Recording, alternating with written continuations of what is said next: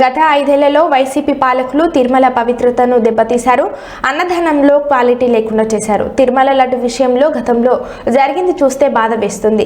తిరుమల లడ్డును కూడా అపవిత్రం చేశారు. నెయ్యికి బదులు జంతువుల నూనె వాడారని తెలిసింది. విషయం తెలిసి ఆందోళన చెందా ఇప్పుడు మేము స్వచ్ఛమైన నెయ్యి వాడుతున్నాం.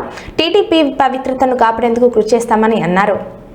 కడాన తిరుమల లడ్డు కూడా నాసి రకం. నాకైతే ఆశ్చర్యం వేస్తుంది. ఎన్ని కంప్లైంట్ చేసినా కడాన వెంకటేశ్వర స్వామి పవిత్రతను దెబ్బతీశారు.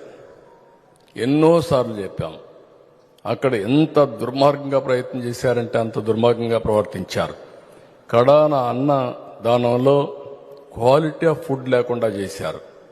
దేవుని దగ్గర పెట్టే ప్రసాదం అపవిత్రం చేసే విధంగా ఓసారి బాధేస్తుంది. నాసి రకమైన ఇంగ్రీడియంట్సే కాకుండా ఎనిమల్ ఫ్యాట్ కూడా వాడారని, ఏది గీకు బదులు.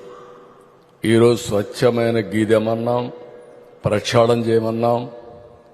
నాణ్యత పెరిగింది, ఇంకా కూడా నాణ్యత పెంచుతాం. అల్టిమేట్గా వెంకటేశ్వర స్వామి మన రాష్ట్రంలో ఉండడం మనందరి అదృష్టం. ప్రపంచం అంతా మన దగ్గరికి వచ్చే పరిస్థితికి వచ్చారు.